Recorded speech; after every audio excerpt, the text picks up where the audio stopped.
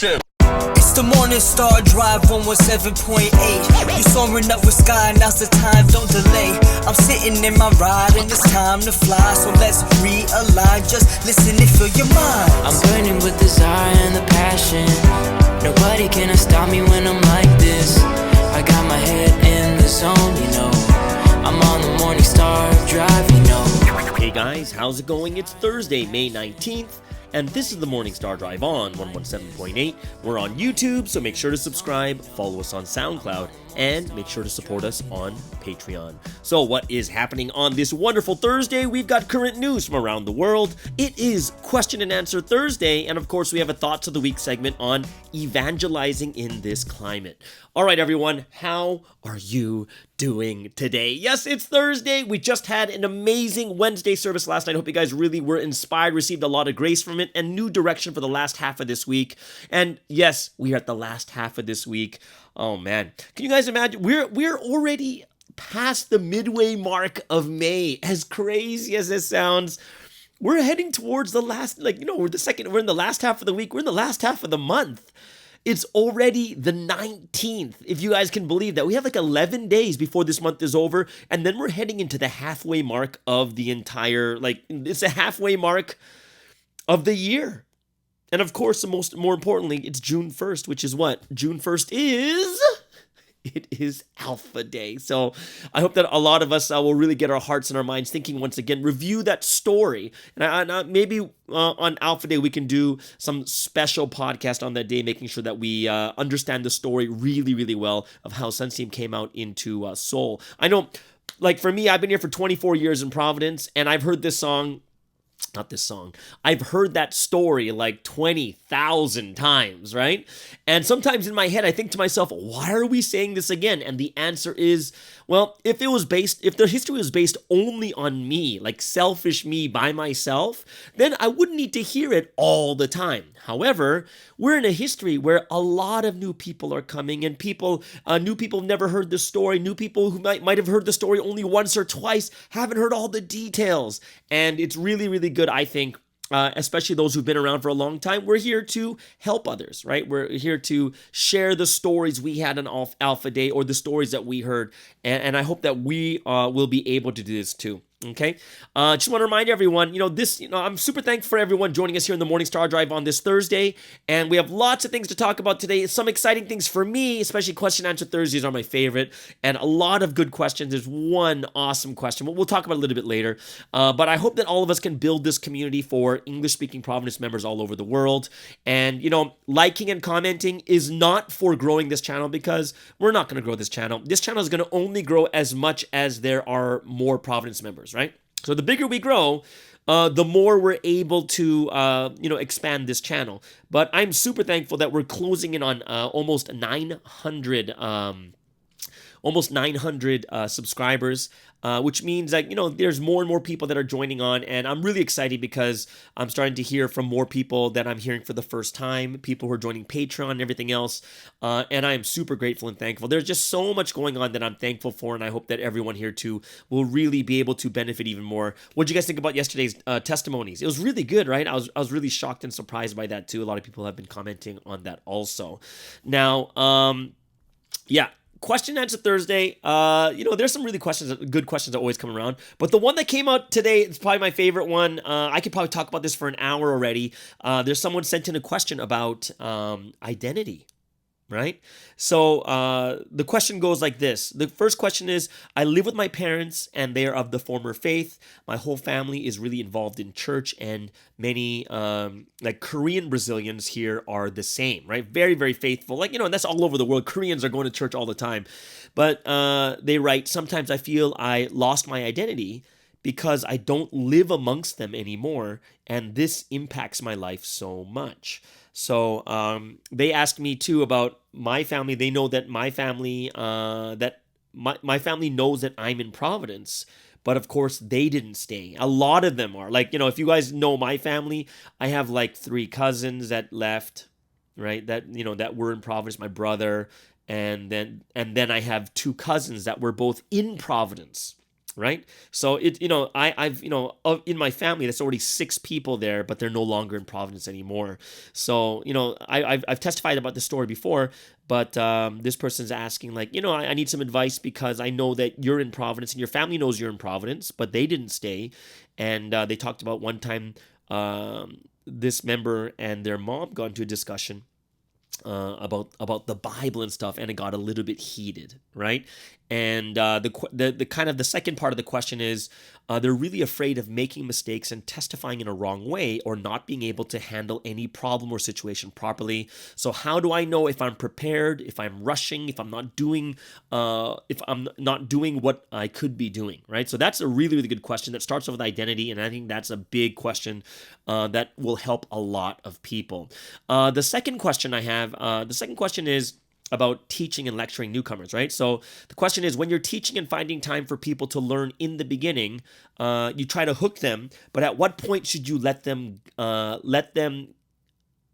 of go, right? So when they learn and they value other things like social times or work or something else instead of the word, should we let them go?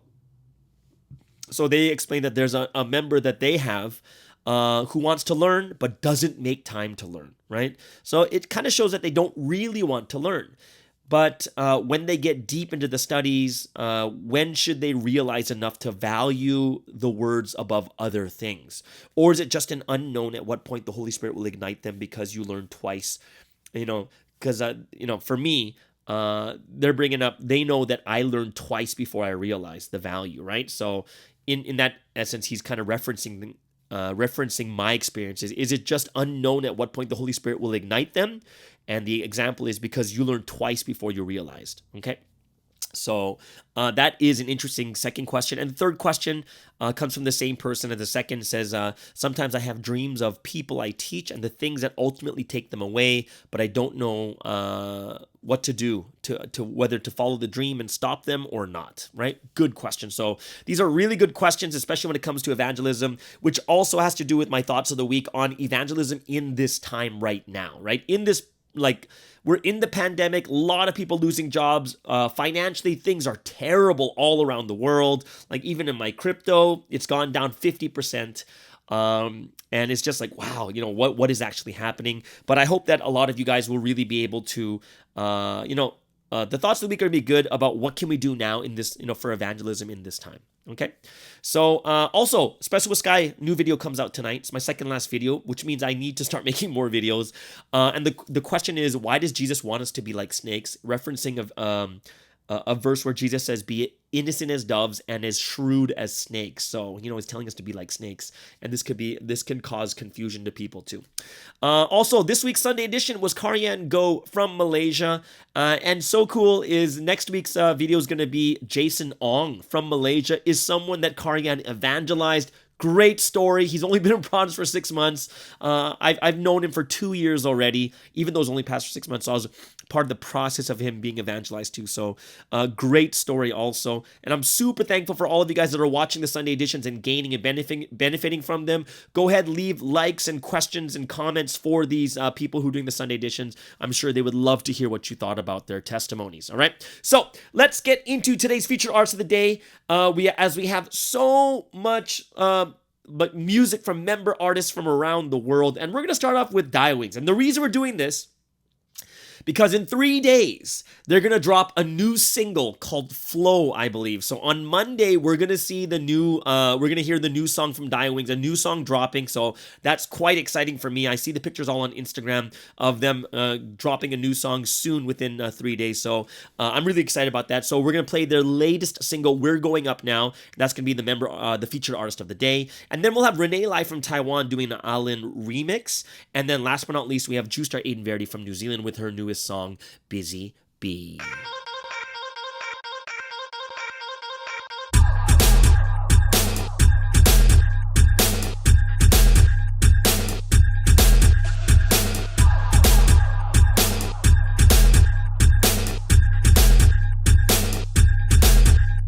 새로운 자유로움이 내 안에 차올라 Nobody can describe me, I know who I am. 정해지는 명 따윈 믿지 않아, I don't care. All limitations are set by yourself. 내 길이 전에 오면 정해져 있는 길이라고 누가 말했어요.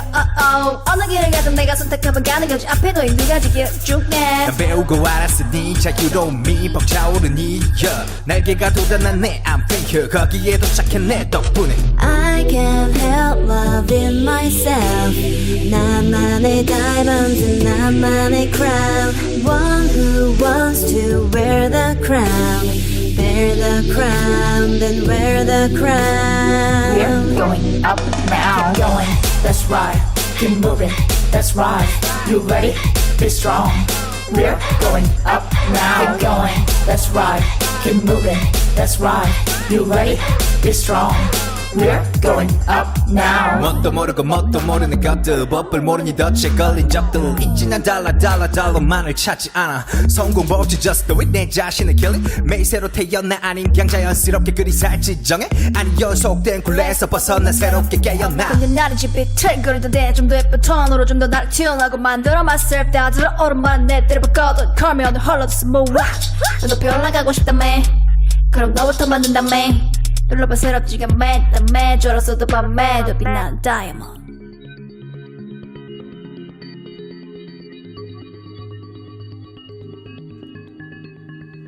浪花做的啤酒海，温柔做的沙好白。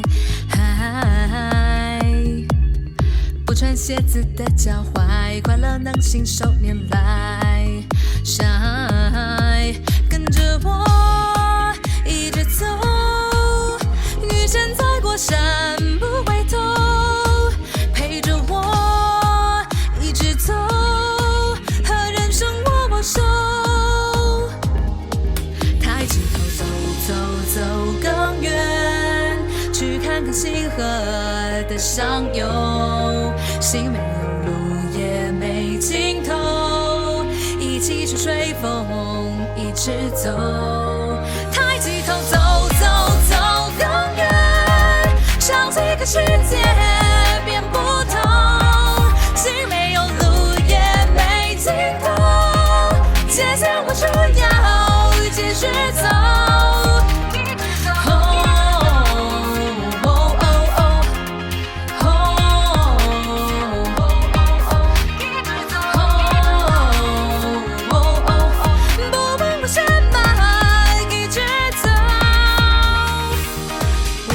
最好灌溉，什么都不必介怀。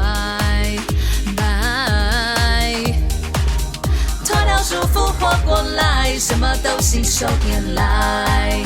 晒，抬起头，走走走更远，去看看性感的上游。心没有路也没尽头，一起去追风，一直走。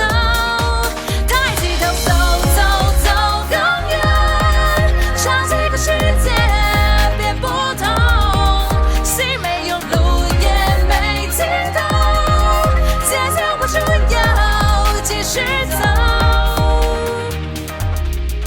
跟着我一直走，遇见在过山不回头，陪着我一直走，和人生握握手。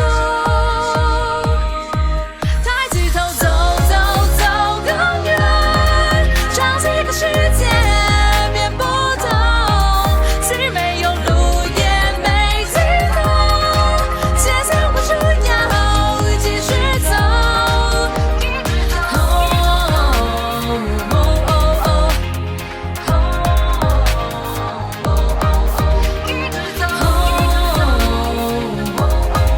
不问为什么一直走，冒着泡的啤酒海，今天应该很愉快。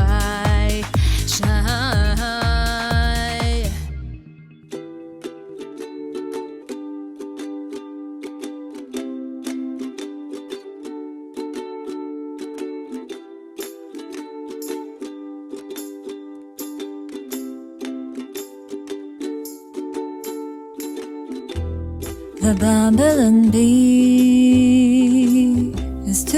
busy to cry, buzzing away,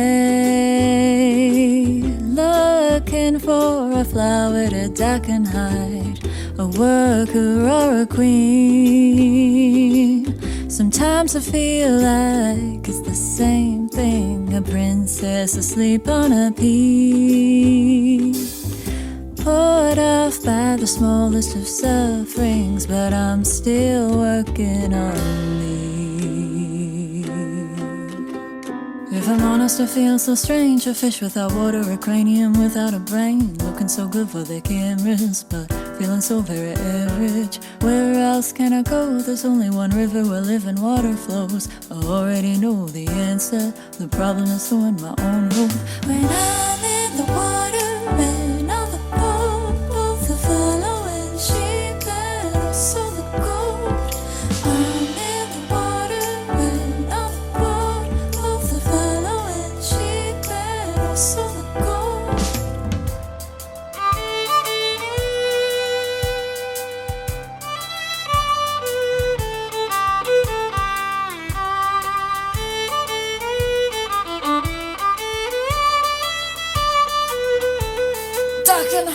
If I'm honest, I like routine, like to go swimming and slip in cups of tea, like seeing blanks on my schedule and filling them with my own woes. Now I'm overthrown and all around me are the people who can't do wrong. I smile and try to let it go. The problem is giving myself hope.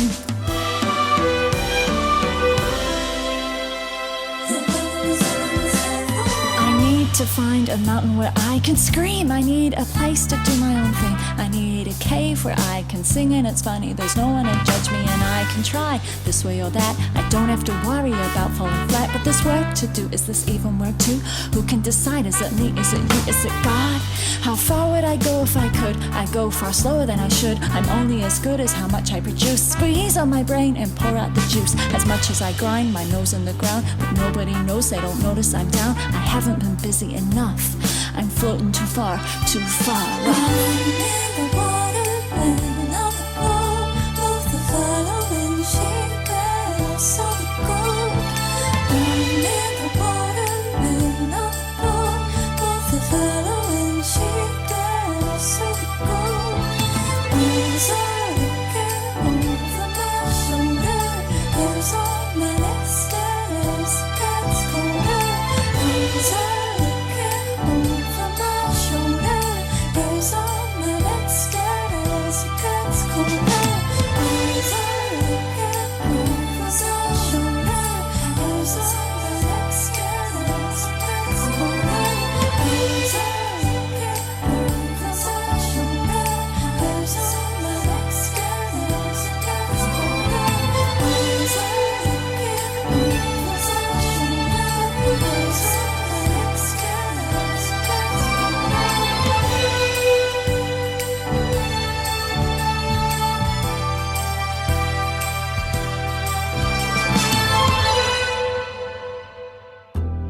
The bumbling bee is too busy to cry,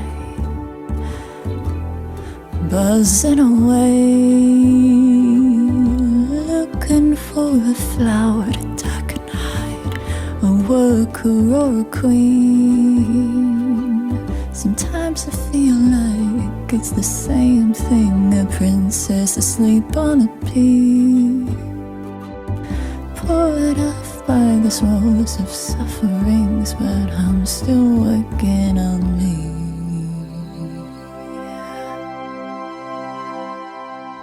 And that was Juice-Star Aiden Verdi from New Zealand with Busy Bee. Before that, Renee Lai from Taiwan with the Ah-Lin remix. And before that was the Member Artist of the Day. And the feature artist of the day, that is Die Wings from Korea. We're Going Up Now. That was their single that came out on 3/16. And guess what? Like we said, on Monday, we'll be playing their brand new song. It's called Flow. And that drops in 3 days, which means it'll be Sunday for them, I believe, right? Should be Sunday for them? No. What day is it today? Today is Thursday, Friday, Saturday. Yeah, so it should be dropping either on Saturday night or Sunday. So, but we're going to be able to hear it on Monday. So I'm really, really excited about this also. And I'm going to just definitely talk to them to ask them what the song is about and such. All right. So that is the member music from around the world, which means we're going to get into some current news. What is going on around the world? And of course, why do we listen to the world news every single day? Is because we, as the brides of this history, we're kind of like, we're like the Guardians. You know, there was a Marvel movie called The Guardians, I believe, but the Eternals, called The Eternals, right? And I never watched it because I just, it didn't look very nice. It didn't really look that great anyways, but these are people that are guardians of the earth. And of course, we play that role, spiritually speaking, as the brides, and we have to listen to what is going on, see all the things we need to report to God, see what God is doing, and of course, with the terrible things, we also have to comfort God's heart in those things also. Okay, so let's start off with what's going on with Russia and Ukraine over the last 24 hours. So there was what do you call it? A war crimes trial, the first war crimes trial of the Ukraine conflict, and it's with a Russian soldier, and he pleads guilty. So a 21-year-old Russian soldier has pleaded guilty to killing an unarmed civilian in the first war crimes trial in Ukraine since the war started. His name is Vadim Shishimarin, and he admitted to shooting a 62-year-old man a few days after the invasion began, and he faces life in jail. Now, the prisoner was brought into the tiny Kyiv courtroom in handcuffs, flanked by heavily armed guards. He looked nervous and kept his head bowed. And prosecutors say Shishimarin was commanding a unit in a tank division when his convoy came under attack. He and 4 other soldiers stole a car, and as they traveled near another region or another town, they encountered the 62-year-old on a bicycle. And according to prosecutors, Shishimarin was ordered to kill the civilian and used a Kalashnikov assault rifle to do so. The Kremlin said earlier it was not informed about the case. Now, Shishimarin's trial was adjourned shortly after the civilian's widow heard for the first time the Russian soldier admit to the murder, and this high-profile hearing will restart on Thursday in a larger courtroom. Now, Moscow has denied its troops have targeted civilians, but investigators have been collecting evidence of possible war crimes to bring before the International Criminal Court in The Hague. The ICC is sending a team of 42 investigators, forensics experts, and support staff to Ukraine. Meanwhile, Ukraine has also set up a team to preserve evidence to enable future prosecutions. But of course, it should go both ways, because remember, we saw on TikTok, or was it on Facebook, that there was another live shooting of Ukrainian soldiers just killing the prisoners of Russia too. So I'm hoping that both sides will be prosecuted and everyone who deserves it will get what they deserve, right? In the EU now, also in other news, the EU says it plans to spend up to 300 billion euros to end its reliance on Russian gas and oil imports by 2027. The EU bloc, which gets 40% of its gas from Russia, will source energy supplies from other countries and boost renewables. Also, Russia is beginning to expel dozens of diplomats from France, Italy, and Spain. Russia said it was expelling a total of 85 embassy staff in response to similar moves from the 3 European nations. Moscow has kicked out diplomats from France, Italy, and Spain in retaliation for the expulsion of Russian diplomats from European countries as part of a joint action against Russia's campaign in Ukraine. Now, Russia's foreign ministry said in a statement on Wednesday that it was expelling 34 employees of French diplomatic missions in Russia and gave them 2 weeks to leave the country. Moscow made the announcement after summoning France's ambassador to Russia, Pierre Levy, and telling him that the expulsion of 41 employees of Russian diplomatic missions was a provocative and unfounded decision, the statement said. The ministry later said that 27 employees of the Spanish embassy in Moscow and the Spanish consulate general in St. Petersburg have been declared persona non grata and will have 7 days to leave Russia. The ministry told Spanish ambassador Marcos Gomez Martinez that the expulsion of Russian diplomats from Madrid would have a negative impact on Russian-Spanish relations. Now, while there was no official statement, Russian Foreign Ministry spokeswoman Maria Zakharova confirmed to Russian news agencies that 24 Italian diplomats had also been expelled. Meanwhile, the Foreign Ministry in Paris said France strongly condemns expulsion of its diplomats by Russia, adding that this step from Moscow had no legitimate basis. And of course, we're looking at, tit for tat, because like Russia was saying, is even their diplomats were expelled from the other countries too. So yeah, it's quite interesting how politics works, and I don't think that a lot of us will fully understand that either, right? So that's kind of the news going on over there in Russia and the Ukraine. So let's get into some other news from around the world. We're going to go to China. And China, remember we talked about this last week, there was a plane crash, China Eastern plane crash, and interestingly, the news right now is it was likely intentional. This is a U.S. report. Flight data indicates a China Eastern Airlines plane that crashed in March was intentionally put into a nosedive, according to U.S. media reports. Investigators have so far not found any mechanical or technical faults with the jet, and the report says the report is saying it's citing a preliminary assessment by U.S. officials. The Boeing 737-800 was flying between the southern Chinese cities of Kunming and Guangzhou when it crashed. All 132 passengers and crew on board the plane died in the crash. The plane did what it was told to do by someone in the cockpit, according to the Wall Street Journal, which first reported the story, citing a person familiar with U.S. officials' preliminary assessment of the cause of the crash. Now, data from one of the plane's black box flight recorders, which was recovered from the crash site, suggested that inputs to the controls pushed the plane into a near vertical dive, the report said. ABC News, citing U.S. officials, also reported that the crash was believed to have been caused by an intentional act. Investigators looking into the crash are examining whether it was due to intentional action on the flight deck, with no evidence found of a technical malfunction, according to Reuters, which cited 2 people briefed on the matter. Now, China Eastern Airlines previously said the 3 pilots on board were qualified and in good health. The airline separately told the Wall Street Journal that there was no indication that any of the pilots was in financial trouble, and China Eastern Airlines did not immediately respond to a BBC request for comment. Now, the CAA of China, the Civil Aviation Administration, which is leading investigations into the crash, also did not immediately respond to a BBC request for comment. Last month, the CAAC said reports that the plane may have been crashed deliberately had gravely misled the public and interfered with accident investigation work. Investigators are still in the process of analyzing flight data and the wreckage from the crash, Chinese state media outlet The Global Times reported on Wednesday. And it also said the CAA will continue to carry out the accident investigation in a scientific, rigorous, and orderly manner. The Chinese Embassy in Washington, the U.S. National Transportation Safety Board, the NTSB, and plane maker Boeing declined to comment on the Wall Street Journal's report due to guidelines set out by the United Nations International Civil Aviation Organization. So, what we know about Chinese airlines, they generally have a good safety record, and the last major accident they had was 12 years ago. So it doesn't seem like, it's because there's malpractice or something that happened on, from the Chinese airlines, but it looks like it was intentional, which is kind of crazy, right? And the plane that crashed was less than 7 years old, so it's not considered an old plane, okay? Then let's move into South America, Uruguay and Brazil. And there's a cyclone that's going through there right now. It's called, I'm not sure how to pronounce this, but I think it's pronounced Yakusan. Right? Cyclone Yakusan batters Uruguay and Brazil. Uruguay has been hit by strong winds and high waves as a subtropical cyclone swept through the South American nation. A 23-year-old man was killed when a tree fell on his house amid gusts of 98 kilometers per hour in the capital, Montevideo. Now, seaside roads were covered in foam whipped up by the waves after battering Uruguay. Cyclone Yakusan moved north to Brazil, where it caused widespread power cuts. Now, Yakusan, what does it mean? It means heaven's sound, right? So in the Guarani language, it means heaven's sound. And it triggered an orange alert, the second highest in Uruguay. Roofs were blown off and trees uprooted on the coast and also further inland. Journalists posted footage of the esplanade in the seaside resort of Punta del Este, and it's completely covered in sea foam.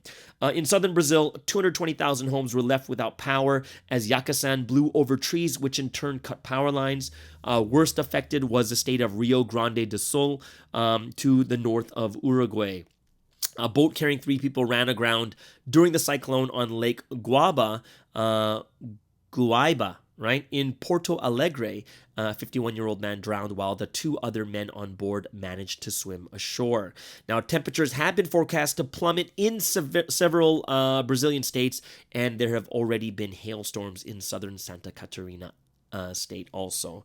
So prayers go out to, we have members over there in Brazil. Hopefully that all of them are safe and doing fine, and there's no massive damage to their property also. Okay, so that is the top 3 news in current news around the world. Hope you guys really gained a lot from that also, which means we're going to move into some sporting news. And yes, the playoffs have begun again in the NHL and NBA. NHL playoffs, we have the semifinals, the conference semifinals. It was the Battle of Florida, Tampa Bay versus Florida. Florida was the number 1 team in the league. Oh, actually the number 2 team. Number 1 in the Eastern Conference, but number 2 team overall. And they lost to Tampa Bay. Right, Tampa Bay is the reigning champion. They've won the last 2 years, and they defeated Florida 4-1. In the other game, it was Colorado, number 1 team in the league, defeating St. Louis 3-2 in overtime. So it's now 1-0 for both of those series. In NBA playoffs, it was the Eastern Conference Finals. Boston versus Miami, going to be a great series. Game 1, Boston was without 2 of their starters, both Marcus Smart and Al Horford. But they, it was a valiant effort.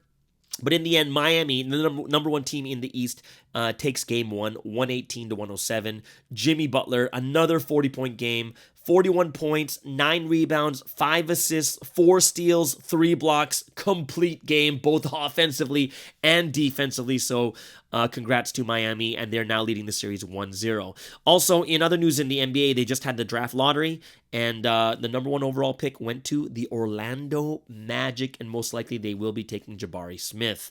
OKC gets a 2nd pick, Houston 3rd, Sacramento 4th, and the Detroit Pistons get the 5th pick.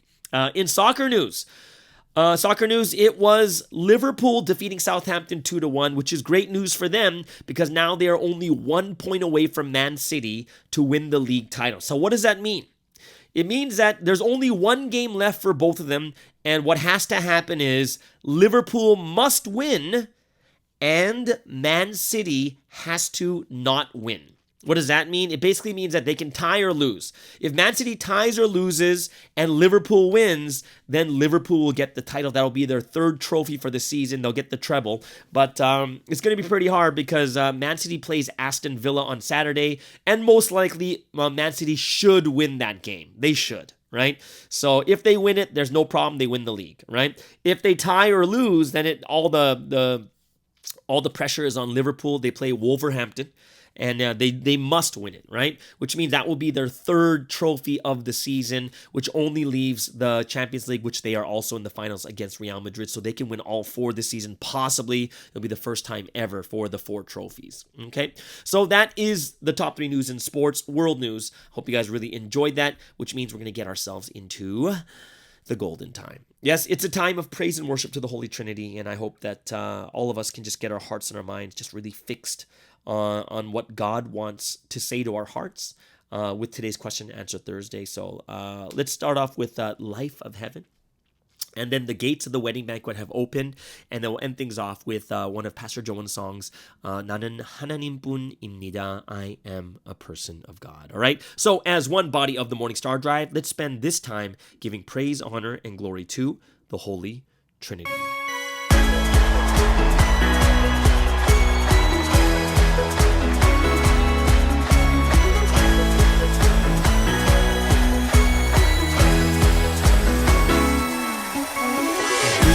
Created on it for the perfect God of heaven. We live with the Lord and all His earth, and that's the true life of heaven. As we serve our God in Holy Spirit, here with the Lord, we fulfill the rapture here on earth, and it's a life of heaven. Everything God created in this whole world, earth, sea, and sky,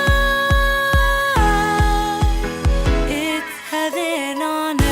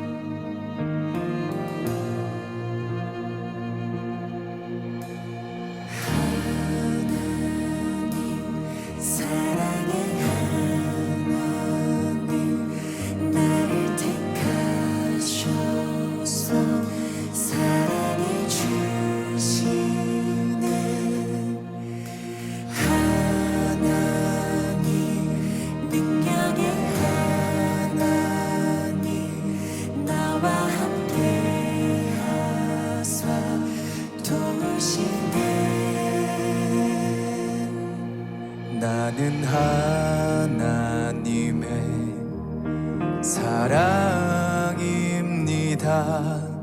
나는 하나님의 신부입니다. 그는 나를 택하셨고 나 또한 마음 정했으니 나는 하나님 뜻을 지켜갑니다. 나는 하나님의 사랑입니다. 나는 하나님의 신부입니다. 그는 나를 택하셨고 나 또한 마음 정했으니 나는 하나님 뜻을 이뤄갑니다.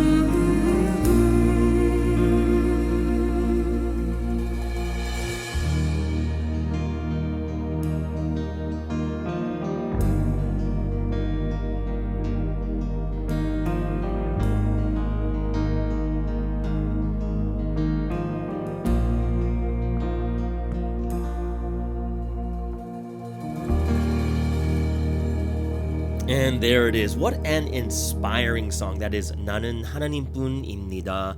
I am a person of God. I think that's right now, that's one of my top 3 favorites that I listen to, and I hope that you guys, that's a good comment. What songs are you listening to? What are your top 3? What are your top 3 songs that you listen to when it comes to praise and the songs we have from Providence? It could be PEMD, IETT, Korean, English, Chinese, whatever it is. Just curious, what songs are you listening to? What's on your top 3 playlist for praise and worship? Before that was The Gates of the Wedding Banquet Have Opened, and of course, Life of Heaven. All right. So now let's get into it. This is the Q&A Thursday. We got 3 really, really good questions. The first one, I'm very, very, this one made me think really, really deeply.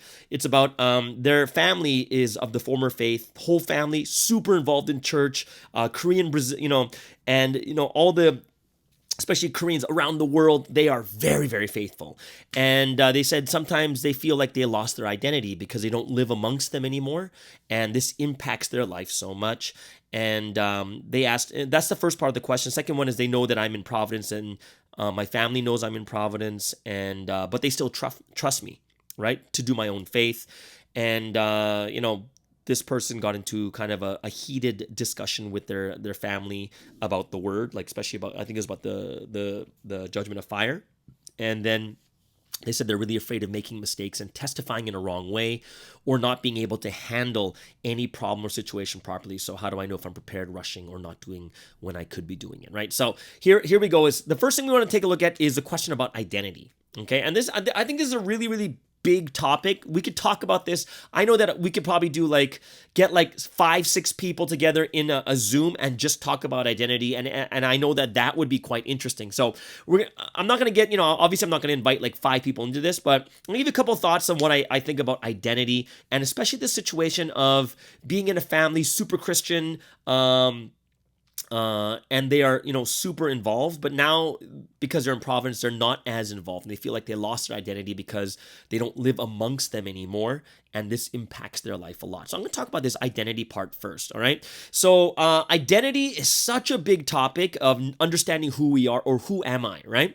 And especially when it comes to people in Providence, because we almost live like we're in a different world. Our identity is there. However, it's so strong when we're together in our Providence, a Providence family. But the moment you go outside of it, where people don't understand, or they don't want to understand, or they might come against us, it feels like, man, I feel like, I'm so confused.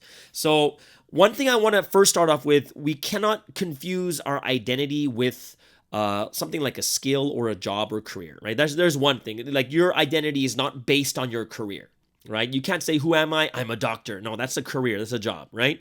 It cannot be based on skill. So it can't be based on how good you are at evangelism, how good you are at lecturing. That is not your identity. That's not who you are, right? These are all things that we can make ourselves as we go through life, and we choose things we want to get good at and choose other things we don't want to. Your identity is not going to be 100% based on who you're with either and what you do, right? So these are kind of just results of your identity. All right, so we can't confuse identity with the skill, with the job, with what I am doing, okay? So that's the first thing, is we don't want to confuse identity with those types of things. So the first thing we have to understand is who am I, right? And we have to look at ourselves from the very, very big picture first, right? And a lot of times we get confused by looking at our identity by the small things, right? Just the small little things about us. But we have to look at it first from the large perspective. And of course, when we look at true identity, we are the brides of this history, and we are the counterparts of love with God. Right? And it's, we are the very reason why God created all things in human beings, right? That's who we are. That's our identity, right? Nothing can take that away from anyone in this history, being the bride of God, being the counterpart of love to the almighty, omnipotent God. And that's why this purpose of creation is such a huge thing for us, right? The only way you lose your identity is when you stop being a bride. Not about feelings, right? It's about when you stop being a bride, which has nothing to do with lecturing, has nothing to do with evangelism, right? Being a bride is being a bride. It's who you are, right? And the only time it'll stop is when you break up that relationship with God, or when you stop fulfilling that purpose, right? So the issue that we're dealing with here is someone feeling that their identity is, they're attaching their identity to doing things with their family, right? Because they're no longer as involved with their family who are super Christian, right? And the question is, should that take away your identity? Well, feeling wise, it could seem that way because you're no longer really part of your family functions, right? Because you're not as involved as you were before. And the one thing we do have to recognize is our identity was that, being part of the family, right? It was based on our family. When we're younger and growing up, it was based on our family. That's what our identity was. Like, who is my identity? I am the child of my father and my mother, part of this family. That's why I carry their last name, right? And in the past, we identified ourselves with our family, and kind of we believe in our hearts that we still should. And I don't think we should disconnect. I definitely don't think that. But that's not your identity, right? So the issue we have to think about now is why is it so hard? Or why do we feel like we're losing identity? Well, technically speaking, you're losing the identity of what you once thought you were, right? When you look at when people are growing up in life, one thing we realize is we are actually in search of our identity, right? This is why, especially in Asian culture, we're always told, we always do what we're told. We become the doctors and the lawyers because our parents want us to be, and we think that that's our identity. It's like, no, that's just a job. That's what they want you to do, right? However, we grow up and we're trying to find our identity in life. Because think about this, when we grow up in life, we're searching for identity. We yearn for it. We try to figure out who we are. And how do we know that we're trying to find it? Because when we're with our parents for so long, eventually there comes a point where you realize, wow, I'm not my parents. I don't have to do what they say. And then instead, we go out and find ourselves and we search for who we truly are. Right? This is what people normally do. We stick with our parents, and of course, in the Asian culture, we stick even longer until we get married, right? And then once it kind of reaches a certain point, we're like, no, I'm no longer, I don't have to do all this. I am not my parents. And they go out to search for their own identity, right? So in other words, it's kind of that real search that every single human being is looking for is, what is my purpose? Why am I living? Why am I here? Who am I? In the end, everyone's searching for that identity. But it's attached to, what is my purpose? And this is why coming to Providence gives us identity, and not identity saying I'm a member of Providence. That's not the identity, right? The answer that we're trying to find is this powerful answer is, what is my purpose? Why am I created? Why am I even here? Right? It's the why we live, the purpose of why I'm living. And that's what we're actually searching for more than anything else. And this is why people can have a great family and you can live in there, and then eventually you get to the point you're wondering, why am I here? Why is this what I'm supposed to do in my life? And we will, we realize, oh, there's this satisfaction we cannot fulfill if I'm just stuck in my own family. And this is what drives people to find their own identity, finding the purpose in life. And this is why in Providence, we learn one of the greatest things. This is why God created all human beings and all creation. We are truly the brides of God. We're fulfilling exactly. We are the very thing that God was creating all things for. And we realize we are created and we are loved so deeply by the Almighty God. And this is something that's really powerful because a lot of people are looking for love and a purpose through people in this world. And people were all in some way selfish. And because of that, we can only go so far, right? And when we only reach that point, what happens? We realize to ourselves, oh no, our worlds come crashing down when we realize that even the people in this world are going to disappoint us. Even this people in this world are not going to fulfill all the things that are the deep, that feeling, that emptiness inside of our hearts. And this is why finding that purpose of creation becomes such a big thing, because in that we find our, in the big picture, not the small picture, in the big picture, we find our identity. Who am I? Right? And once we find that first, then we're able to go into the smaller identities of, wow, if this is my identity, then what is my part in this big machine, right? Or like when God says, God, the Jesus or the Messiah is the head and we are the body. So we all have these different body parts. We're finding our identity within the big picture of being the bride of this history, being the one that fulfilled the purpose of creation, right? So once we find that identity and understand who we truly are, this is where a lot of problems happen, right? Because I talked about before is in the church community, in Providence, we feel the identity and we know who we are. But when you go outside to people that don't know who Providence, right? This is when there's this huge collision of identities, right? Past and present. So imagine we found our identity, we're in Providence. And then we go back into the old situation of the old identity we used to have when we didn't fully find it, right? When we thought our identity was part of that family. But the hard part is you're the only one that knows your identity. And there's people on the other side in your family or your friends or whatever it is, they may not agree with you. They may not even believe this, in Providence, or they might slander, or they might think really down upon you, right? And what happens is when you get into that community, you begin to second guess yourself. I was like, oh my gosh, is this what's going on? Is this really me? Oh, I'm so confused about my identity. And then eventually in that setting, with your family who doesn't know, like I'm talking about my personal feelings too, when I came into this history, and then my parents didn't know, my friends didn't know, my family, and even when my family all left Providence, I was just like, you feel alone.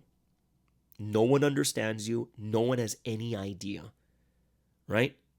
And this is when there's this huge collision of two realities coming together, right? Or we can say two different identities, right? And it causes chaos, stress, anxiety, right? Like, what am I doing? Oh my gosh, what's my identity, right? And what I'm going to tell you is, if I were to give some advice on this situation, knowing your identity, right? And this is where I do believe where the big problems come in, is because this has to do with the second part of the question, which has to do with understanding that I'm in Providence and my family knows I'm in Providence, but they allow me to do my own faith, right? And obviously they talked about a heated discussion with their mother and stuff like that too. And this is what happened to me in the very beginning also. I am trying so hard to evangelize them, right? Now, the reason why it becomes so difficult is because we push so hard for them to know my identity or for them to become like one of us, right? Knowing your identity does not mean that everyone else has to agree or understand, because that's just your identity. It belongs to you, right? So like I said, I learned this while being with my family and trying to push Providence onto them, right? And the reality is you don't need to push your identity onto them. You don't have to make them into people of Providence, right? I don't need to preach to them. I don't need to constantly talk about God, right? Because what happens is as we start to push our identity and who I am, then we start to push them away, right? Because it's too much, it's too strong, right? So for me I have to realize is whether my parents or my family or my friends come to Providence or not, it does not change who I am. And I have to be okay with that. Because in the end, the biggest realization we have to have is it's the same thing that God teaches us.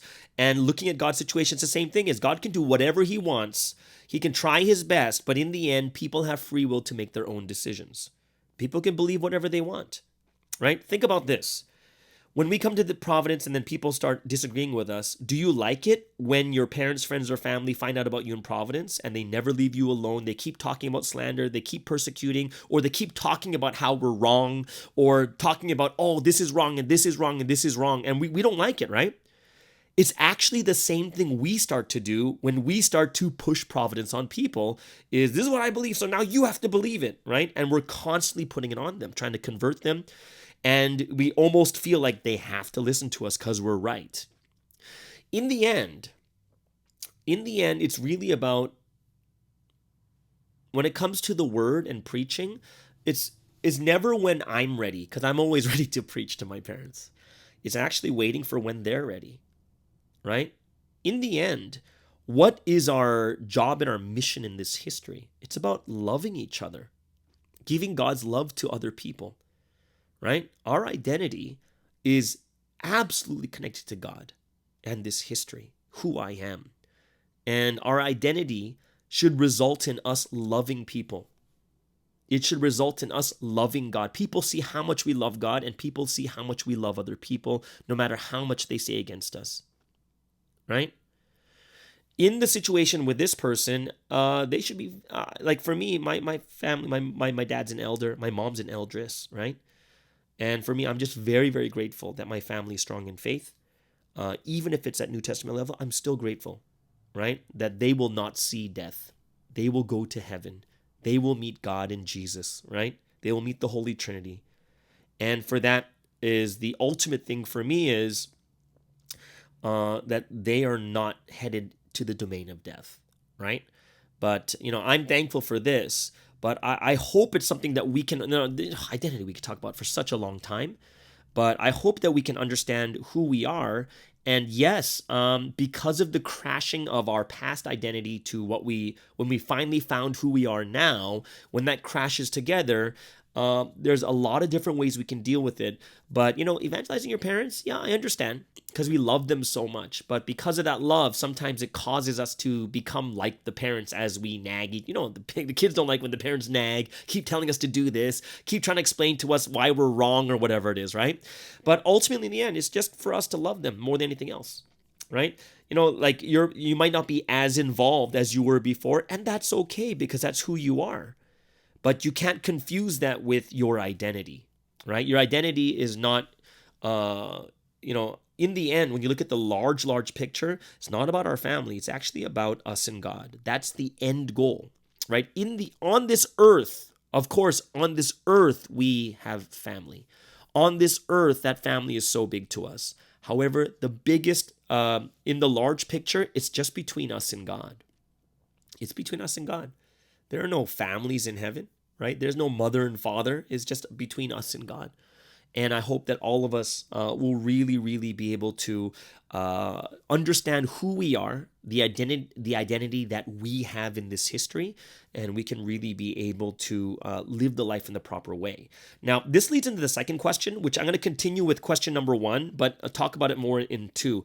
When it talks about the second question is when you're teaching and finding time for people to learn when you're teaching and finding time for people to learn, in the beginning, you try to hook them, but at what point should you let them go, right? So when they're learning and all of a sudden, even while they're learning, they start to value other things like social life and work, like when should you drop them, right? And then they say there's this guy that wants to learn but doesn't make the time to learn, which basically means he doesn't really want to learn.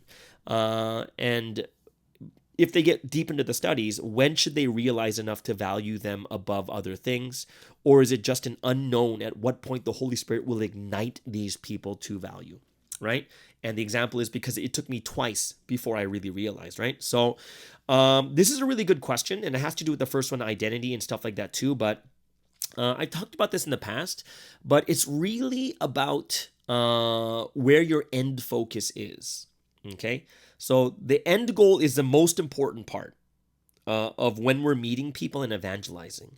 So if our focus is just to get people to study the Word, then we can run into some difficulties, right? If our whole goal is just to get people to pass, then we're going to run into a lot of difficulties and decisions that we have to make. Because once you start thinking that way, like I got to pass them and I've got to make them study, then we'll have the mindset of quote unquote dropping people or letting them go because they don't value the Word, right? In the end, the ultimate goal and the ultimate thing, the purpose that we have as human beings on this earth, as people of this history, is what? What is the greatest theme in the Bible? What is the greatest thing that Sansi talks about? It is love. Ultimately, our goal is to love, right? To love means whether they're saved or not, whether they believe or not, whether they study or not, whether they pass or not, right? So here's the thing. If we're here to love people and we need to save them, right? Our love will go to save these people. Then in order for people to be saved, they need to listen to the Word, right? And this is kind of where our thinking goes is like, but if I want to save them, they need to listen to the Word. And that is true. But the difference is, if your goal is to get people to study or get them to pass, right, then we stop considering how ready someone is to listen to the word or how ready they are to pass, right? And that kind of leads to, do we know if they're ready right now? Is how much time do they need to be ready to listen, right? Because people take more time than others, right? So if we understand that our end goal is to love, it is much bigger, because inside love is we need to save. Inside love is preaching the word. Inside love is all these other different things. But if our goal is just to pass people and to just and to get them to listen to the word, then then we kind of lose sight of the overall goal of to love people, right? Let me give you an example. Some people say to me, why does God put people in our lives when they don't even pass or study? So the question is, why do we meet people, and why does God help us to meet them, right? So does that mean God led me to this person we met, and that means that they're basically going to study the word and they're going to pass? And the answer is no way, because we've seen many situations like that. We've met people out of the blue so miraculously, but they don't pass, right? Or they don't even study. So the question is, why does God lead us to these people? And in the end, if the goal is love, then God is leading us to them so that we can help them, right? They are struggling. They have issues and problems, and we're here to help them through with God's love, right? They're struggling. They're going through something. They need healing in life. And regardless if they study or not, regardless if they come to Providence or not, it shouldn't matter. Is the goal to only help those who are in Providence, or only those that study the word? Or is our life goal who we are supposed to be, people who are to show God's love to the world? Right? Let them know that God is there for them. Let them feel God's love through us. The life we live is bigger than Bible study, and the life we live is bigger than services and teaching people and managing them. It is to do God's will, is to build the kingdom of God on earth, and it's not going to happen if we only treat people who study well, right? If we only love those people. Think about this. When Jesus healed people, how many of them actually stayed and believed? Do you think Jesus didn't know that most of those people who'd be healed would not come to this history? He knew it. He knew it. Even in the Bible, he says he knows the majority of people are going to the broad and the path of death, the broad path, and not the narrow path. He knows most of them are going to go there. But yet he still heals them. Yet he still comforts them. Yet he still delivers the word to them too. Our life is much different than the passing and the teaching. It is about loving.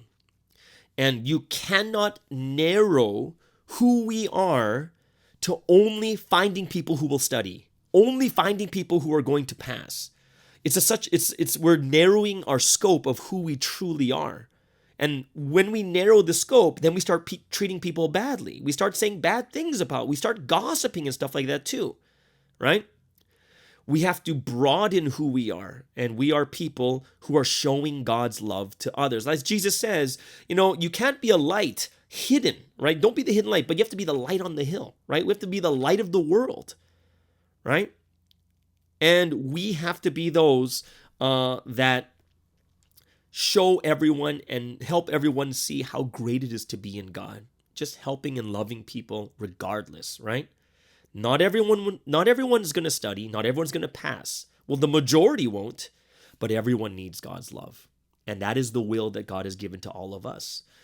My only advice for churches is, some people need more time to be ready, make sure there is an oven for your newcomers, meaning they need more time to bake. They're not ready yet. Meaning some people need to bake a little longer, which means we need newcomer services, or we need fun events. We need to get to know each other, not just spiritual things. We need a good community, right? And don't think that those times of just hanging out with each other is like, oh my gosh, we didn't even talk about God, so it was such a wasted time. And the answer is no way.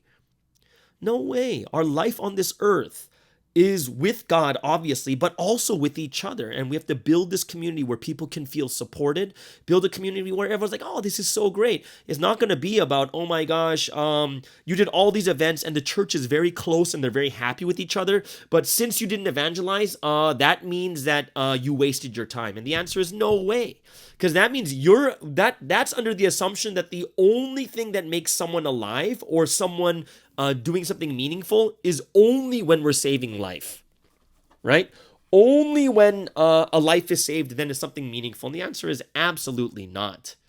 And we need to change that mindset more than anything else. So I hope that's something that can then open your eyes a bit more to what is our big purpose in life here too. All right, so that's question number 2, which leads into question number 3. So question number 3 is about dreams, right?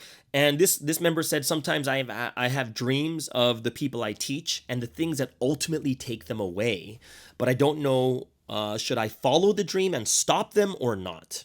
Okay, so this is a very, very good question, because a lot of us do get these different premonitions or dreams or revelations from God, right?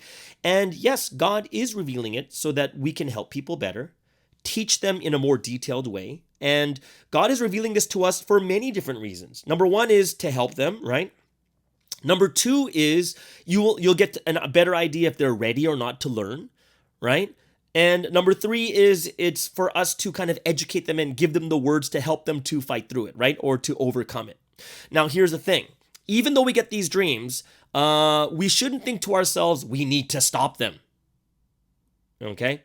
Because, like I said, ultimately in the end, we don't control people. It is their choice, right? And that's something that we have to understand, is we don't have control. And sometimes people like control, and because they like control and they think they can stop it, this is when a lot of problems happen. Does it mean we have to stop it?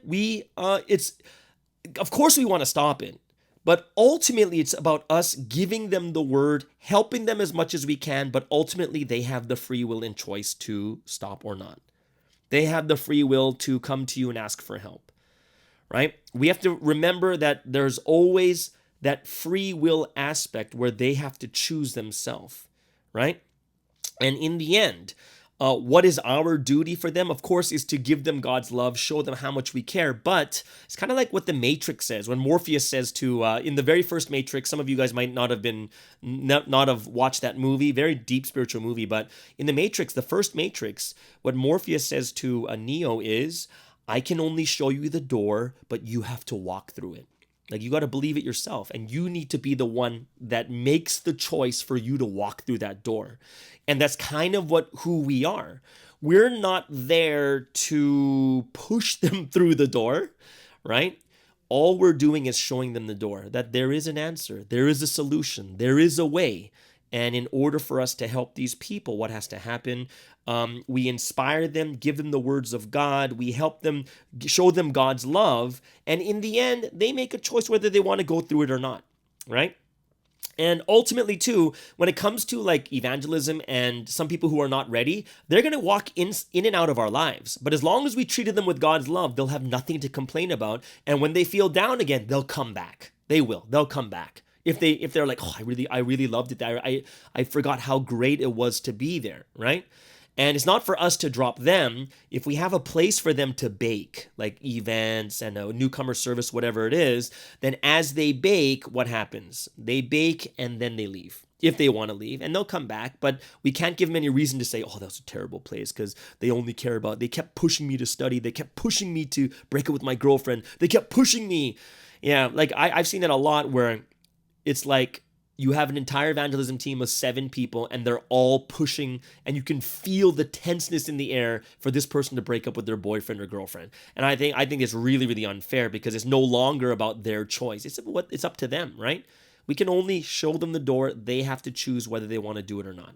It really is, right? It really is that way. So that's, when it comes to those dreams, yeah, God is revealing to you, like, either this is the reason they're going to leave, this is the thing that we need to help them with, or this is the thing we need to preach the word about to them to help them to see. And then you show them the door, and it's up to you. But we cannot stop them. That's impossibility. Yeah, we can't, because we don't control them. And if we have that in our heads, then we can change the way that we understand how we're going to move forward with this history too when we're treating these people. Okay, so that is that is the 3 questions for today's Q&A. Hope you guys really enjoyed that. And if you have any comments, go ahead, leave them in the comments below. Would love to hear what you think about identity and our big purpose in life. Okay, so that means we're going to get into the song of choice for today on this Thursday, one of my favorite days. Of course, it is Boy Band Thursday. right? It's Boy Band Thursday.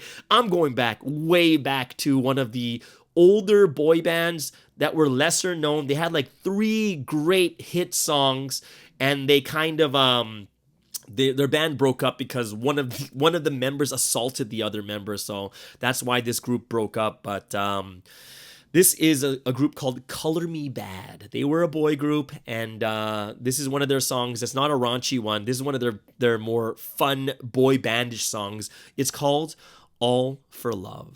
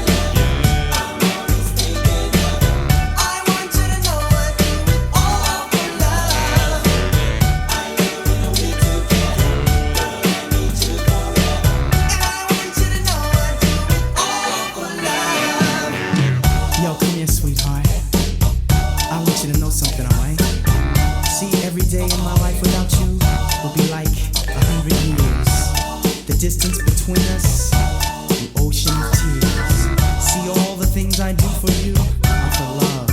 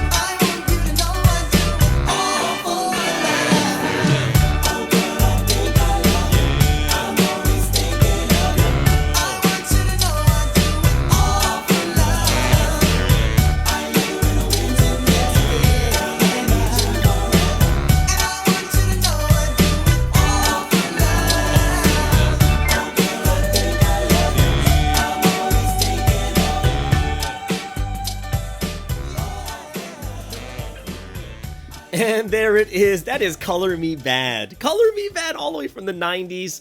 That is All for Love. They have a couple other songs, but I wouldn't play them because they're just way too raunchy. But this is one of their famous songs. I think this could have been the first single that came up. Maybe the second one. But yeah, it brings back some good memories. Color Me Bad, All for Love. All right. So that brings us into the final... what do you call it? The final section or the final segment for today. And in today's segment, we're going to go into thoughts of the week on evangelism in today's climate, right? And, you know, there's pandemic, all these are the different things that are going on. But I had a couple of thoughts about why this time right now is such a big time for evangelism. Okay, so let me just kind of preface everything, just first talking about the bad economy right now. Okay, so inflation is at like 34-year highs, like in Canada, the US, UK, other countries. Like these are like the major markets in the world. all going through massive inflation because of all the money that was spent and made because of the pandemic, right? So one thing we see is the price of money is dropping faster than the increase in wages. So our buying power is getting lower and lower. Gas prices are going up, food prices, supply chain is down, and the only people that are really not affected by this are the uber rich, right? So it is a very, very down time financially. And even honestly for me, I was thinking like, wow, this is a time when God is really speaking to people more than ever. Or I would say when people are listening to God more than ever. People going through really down times. They feel life is terrible. Why is this happening to me? Right? And it's a time when people really, really start to listen and feel God. Right? Like even when I look at the crypto market that I'm in right now, it's the entire market has dropped 50%. What does that mean? It's lost over $1 trillion in the market cap. It went down $1 trillion, as crazy as that sounds. Many people have lost millions, right? I've talked to some friends in the crypto industry. They've lost millions, hundreds of thousands, or whatever it was, right? Now, for me, what I've lost is so minimal, right? So it's kind of like, like I've lost, but it's like not like I'm dying, right? Oh, I can't live anymore. But there's some people out there that have lost so much. So it's kind of, and in the crypto and in the investment world, the adage is sell when everyone is buying, and buy when everyone else is selling. Right, that's how you make how you make the most amount of money, and this is when people get really rich and grab the opportunity. Right, in the down market, 50%, $1 trillion down. Oh my gosh, and people are like, no, there's opportunity. Let's go buy. As crazy as that sounds, right? And I really feel that this is the same thing right now happening in this time when it comes to evangelism. This is a time when people who would never normally listen about God or think about God are going to start thinking and opening their hearts to it. And this is when we can really reach out to people more than ever, right? Like we really need to be able to talk to people when they have no guard, right? And they're more vulnerable. Because in the past, when things are going well, people gain confidence, right? They gain confidence. They think it's all themselves and it's not God, right? And in the down times, people will realize how weak they truly are. Right? Let me give you an example is, when 9/11 happened in America in 2001, for like the next 4 months, church attendance skyrocketed 450% in the US. Why? Because you realize how finite life is. You realize you are not in control, and it becomes a time of reflection and a time of thinking of what life really is. That what if I was there and I died in 9/11, right? Where people are looking at, they were so confident in life, they had all this money, or they're living in life, everything's going fine, and then all of a sudden they get fired, they get laid off, and all these things happen, and they start to realize, what am I doing here? Right now is a time where people are suffering and going through a lot of pain, anxiety, stress, right? But this is a time, like not saying that, take advantage of people. No, it's not about this. This is if I were to use us as an industry of religion, this is where we come in the most, where we're helping. We want to help people, right? We want to be the ones helping. We want to be the ones that pray for others. We want to be the ones that are uplifting and building confidence and helping people more than anything else. And we have to realize right now that, just as God has helped us, and, even though we get stressed and go through difficulties, because we have God, it's nowhere near what other people are going through. Like, obviously, we can't really say, I'm not stressed, I have no problems. No, we do. We go through the same stresses and we go through the same anxieties. However, it's lessened because we have that pillar, that rock to rely on, right? And this is something that we have to realize also is, in the same way, people need that rock. As long as they don't have that foundation, they are going to shake like crazy in the most difficult times. And we have to realize they need people to come and help them, right? They need us to go say, yes, please, God, help me. Yes, please, God, I need to be better, right? Or they need God to strengthen them in this time when the whole world is shaking. This is a time where we need to reach out to people more than ever. And like I said before in the Q&A, is not about us reaching out so we get them to study. That's not the point. The point is they have to feel God's love. They have to feel the light of God on their heart. If they want to study, they study. But that shouldn't be the goal. I want to introduce you to someone. Like, that's one of the things I found really difficult is when people come to me and say, hey, I want to introduce you to someone. Can you get them to study? And the answer is no. I'm not going to get them to study, right? It's just get to know them, see what they're doing. And if that opportunity comes up, it comes up naturally. But it shouldn't be, so what do you think about God? Like all of a sudden out of nowhere. Yeah, this is what makes people really uncomfortable. So, have you ever believed in God? No.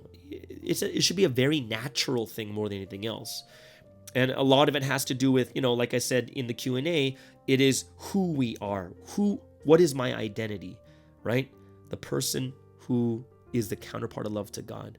Showing people God's love, regardless of who they are, how wicked or bad or whatever it is, it's pouring God's love onto people so that even in the end, they can still say that, wow, I really felt God, right? More than, hey, you need to study the Bible, you need to pass. Like those are things that'll only drive us to push people when they shouldn't be pushed, right?